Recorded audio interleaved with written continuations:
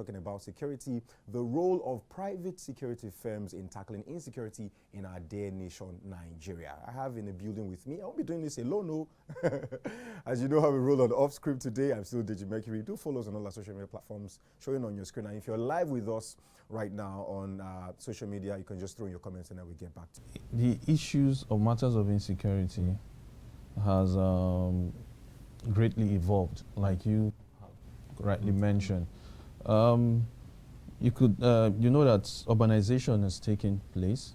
With urbanization, it means that people are bringing up new things, new developments, new structures, new buildings, economies. People are becoming awakened to the economies of nations. People now understand that they have to acquire certain things. And while these are happening, there's a divide. On the other side, some people are not quite as fortunate. So you did mention that before now, insecurity was relatively, I wouldn't say they were not inexistent. I think there have been insecurity from the time immemorial. There have been matters of crimes, there have been matters of theft, there have been issues of basic criminalities all over. But it has greatly evolved. Now you can go from as small petty theft to issues of national terrorism.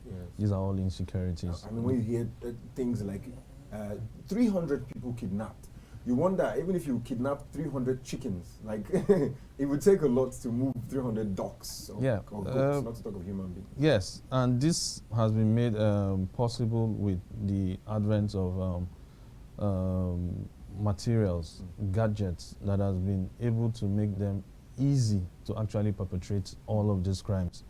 So it is basic insecurity all around. In the country today now, in Nigeria, it is so prevalent. Every day you wake up, you're hearing issue of kidnapping, you're hearing issue of people killed, people are dying in their numbers, in their drones and all of that. It's worrisome, basically. And we are seeing these things now because of also the advent of the internet. Yes, so it makes us aware. Now the awareness is there. So when these things happen, it's easier for us to notice. Unlike before, that we have to wait till maybe 4 o'clock news or probably 9 o'clock news in the evening and all of that before you hear things like that. And you are young and your parents then going to school, I'm sure our parents will just tell us, do not talk to strangers, avoid strangers, do not go to people you don't know, let me know when you leave the house. These are just basic. But now I'm sure that even when you don't talk to these strangers, strangers will come and force you. They might even pick you. They will kidnap you. They can take you from it. So it is a national issue. It is a worldwide issue. So and not just Nigeria. All right, thank you so much. And I'm going to come to you now. Why did you choose the name Beast? Because I really wanted to know when I heard. I'm like, Beast. I had to check again. Beast. I was like, yeah. Why did you choose the name Beast? Why do you have? Okay, I will say Beast started. I wasn't this small. Okay. I would say I'm small. Okay. Now. You say you're still small. Then I'm what? Minute. But I wasn't this small. I was like twice this size. Okay. Wow. I was working on an agency. Then my boss, who taught me the work, you used to be twice this size. Yeah. Wow. So he gave me some insight. Okay. He's into security. He's also a security guy. Why would they choose you over him? When you think that, you come across it. Okay, I wasn't with these beards before. I was just big, bald, the average security guy. But we all know Nigeria. Everybody is also fighting for what you're fighting for. You need to stand out. So that's where I came with the beards. And somebody walked up to me one day like, you look like a beast. And that is stuck. Great. Now, you run Phoenix, right? What do you do as a private security firm? Just give us a holistic idea of the things that you do as a private firm. Phoenix Private Bodyguards. Basically, we started with bodyguards. Okay. But due to the security challenges, like he said, of the country, we had to diversify. We started doing also event security, property security, and other stuff attached to it. So basically, we do anything and security. We are into it. Great. Do you have any specialty, or you just do like general security? You know, if you have your own bodyguard kind of arm, or do you specialize in something in particular? For us, sheriff deputies, we've been in the business. Let me just quote that for over 20 years. 20 so years. Yes, so it basically means that over time we've had to inculcate other sectors or other services into what we offer. We offer generally man guarding, which is our number one service. But apart from that, we're also into electronic security, where we talk about CCTVs, biometrics, access control systems, and all of that. Basically, inculcating technology into security. And then we also talk about protocol duties, escort services, even the event security, like he mentioned, you know, the bouncer things and all that. Secular, yeah, everywhere. so when it comes to security, we are actually there. You remember I started with a short story. I woke up and this on Saturday morning, there's this air pump that I got from my brother in Canada, so I just put it outside. And apparently, it's not even as useful as I thought it would be. But I woke up in the morning not to find it anymore. And just like this, one or two things I missed in my compound as well. Now I'm going to ask you, if you live in a compound like that, what are some of the security measures that you can put in place? Because now we started thinking of probably we can put in CCTVs and all that. But you know, the first thing that came to my mind is that that's too expensive. It's too expensive. How many cameras are we going to set up in this house? Who's going to pay for that? Now I'm going to ask you now, how affordable is private security in Nigeria? And then I'll come out to you for that. First and first, we take security business. First, we think with our mind. So also the people at the negative side of it, they also think. Nobody will just walk into your home and just, let's say in the past, okay, we can just have a random tip. But before anybody will come to your premises and take a specific object, there's an intelligence backing it up. I like that. There's an intelligence. So even that they use intelligence too. Yeah. There's an intelligence backing that up. So probably your stuff is very valuable outside, and it's still, they have calculated it that, okay, to dismantle this stuff now, will it take me like 2-3 minutes and just get it off? Or it might even be your friend that, don't be surprised that it's someone you know that actually is behind that. So now, what I just advise people is that, first things first, don't let your neighbor know everything about you. You need to keep that sense of security secret. You need to keep them on their toes. That is the first thing I tell to clients, that security-wise, don't let anybody, your neighbor, know everything about you. Because when they know things about you, that's when they can build a counter-intelligence to get through to you. So that's what I feel. First things first, don't let your neighbor know everything about you. Keep that sense of suspense and everything. Then it now depends. Because there's a pigeon adage that says, how do they say, who know you, now they do you. Exactly. So first of all, I would say what happened, sorry for what happened to you, but what happened to you, if we should do a security check to it, it's someone that knows you, that if you check, that stuff, it's a specific object. It's not as if a random object, they just use 1, 2, 3. They just came for that, and it's valuable. And they know, okay, when you go to the market now, this thing will collect money. Someone has, the person there has seen it before and has valued it. A random thief cannot come for a specific one object and go. So I'll say, first of all, mind your friends, number one. Then number two, you can never find CCTV and other stuff are quite expensive, but there are ways we disguise things. But we in Nigeria now, we just want to show off. Show off. So that's another thing, not to show off. No, security, you need to even make them feel that suspense first. Nobody needs to know everything about you. When you get that, it will make it harder for the negative mind to penetrate. That's what I feel. Let's move on to that. How affordable is private security in our country? Talking about this, like you mentioned, this CCTV that we're thinking of fixing. So if we wanted to get one now, is it affordable? Just thinking for the masses now. You know, can everybody? Not everybody can afford the CCTV. So we're talking about private security. If a group of guys wanted to get this now, how affordable is it? Firstly, before I answer your question, I like to categorize people generally into two. Okay. When it comes to marketing and selling security products. Number on one side, you have people who understand security and understand that the need for them to be secured. So this set of people will go to any length to spend whatever it will take for them to get secured. You understand? On the other side, you find people who are just indifferent about security. And to them, they do not understand why they have to. Why do I have to spend this amount to ensure that my business or my facility or my family is secured? So, with this in mind, we understand that security, there's no extent, there's no way to value the extent to how expensive it is. And no matter your pocket, depending on what you need to secure, there is always a security plan for you. For us now, as private security firms, you reach out to us. The first thing we have to do is to conduct a risk assessment of your facility or whatever you think you want us to access, whatever you think you want us to secure.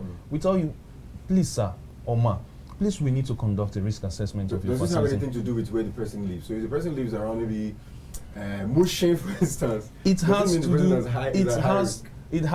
with the environment. It has to do with where the person lives. Okay. There's a security strategy that is, I think CPTED, that's crime prevention through environmental design.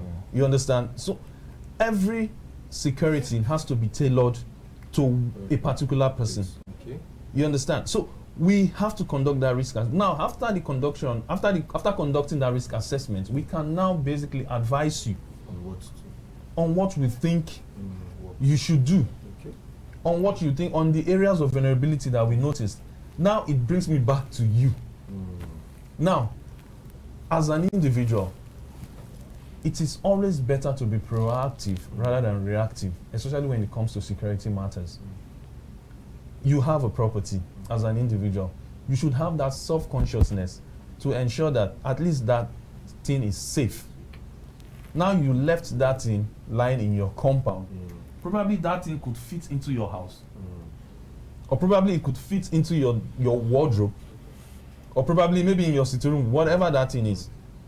You understand? I don't know the size. So it is, I'm giving you, you understand? No, I'm telling you some of the steps that we could actually take on our own before the actual security apparatus is done.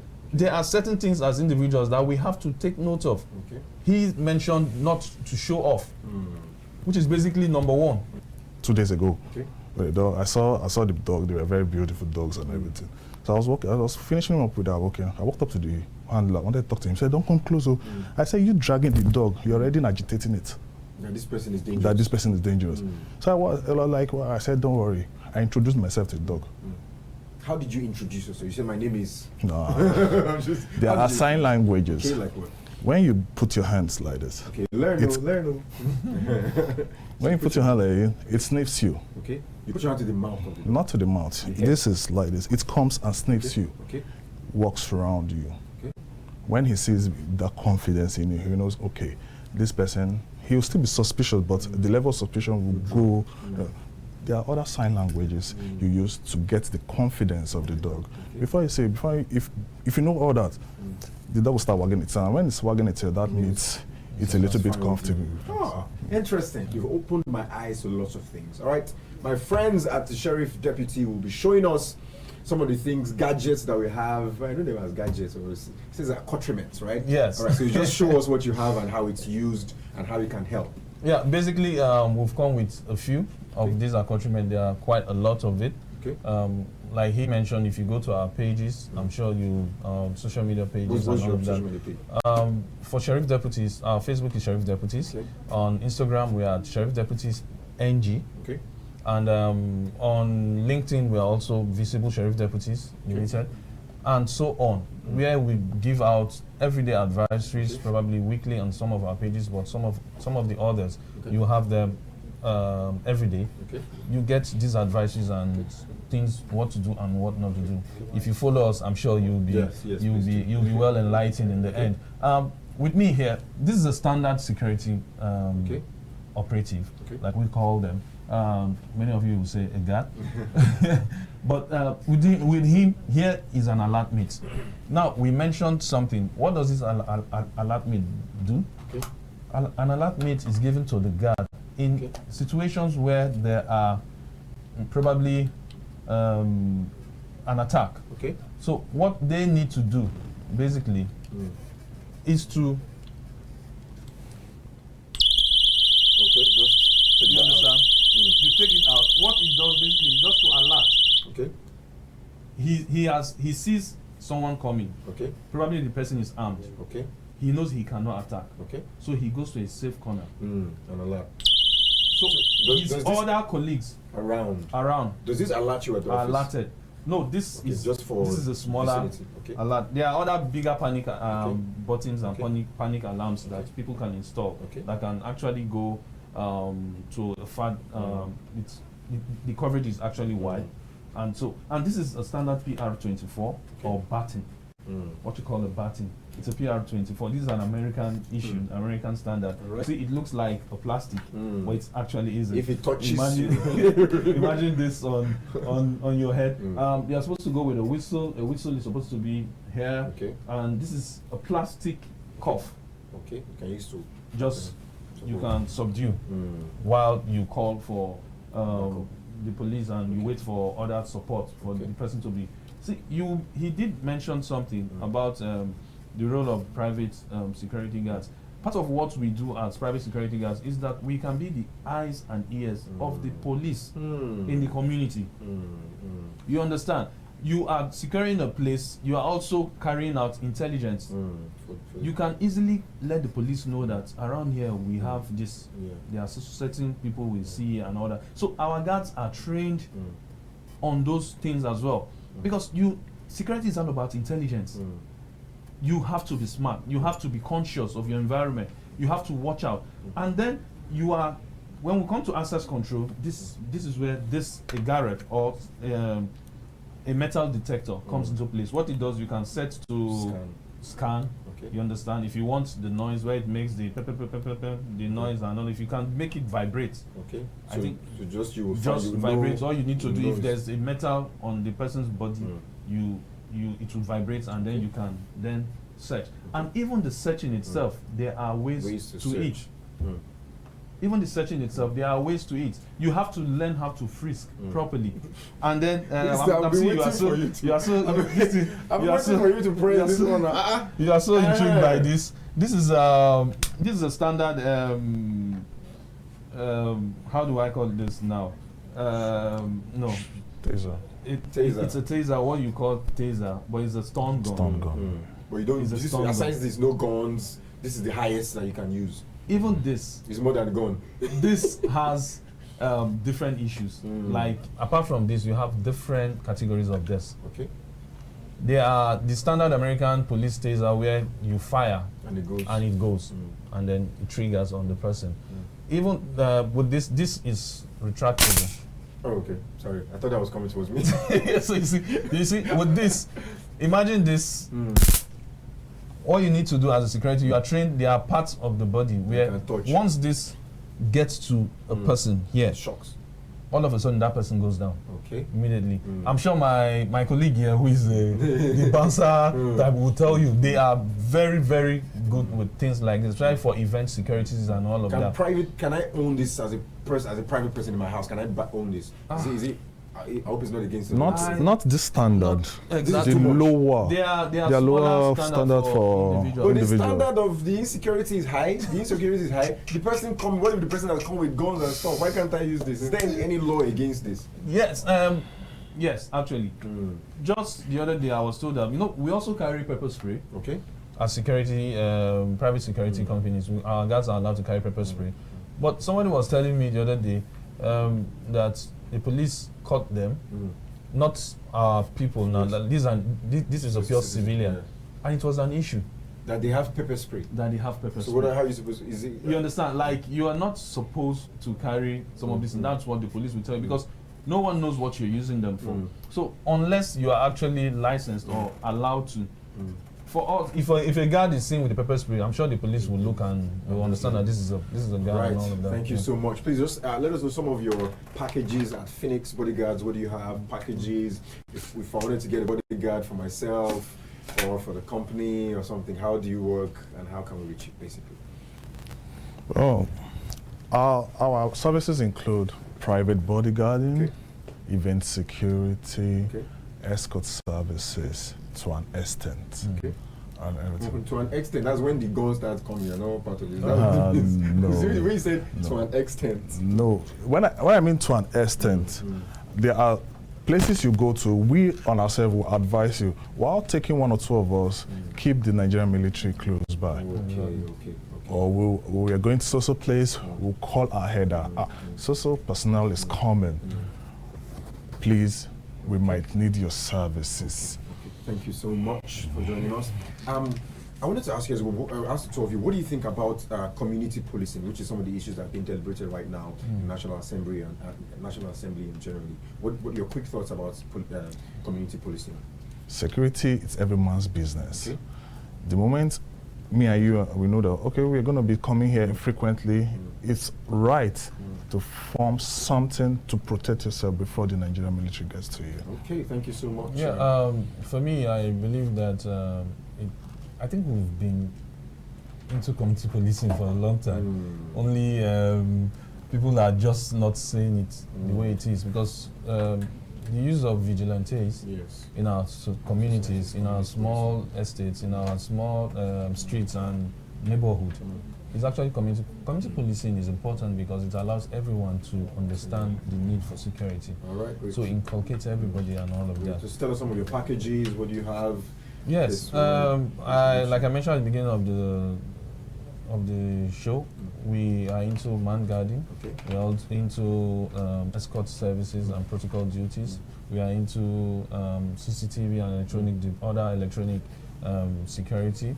We are also into K9 services. We are also into verification and other background checks, because we have some of our clients that will reach out to us. They want us to check on their clients and all of that. We do that.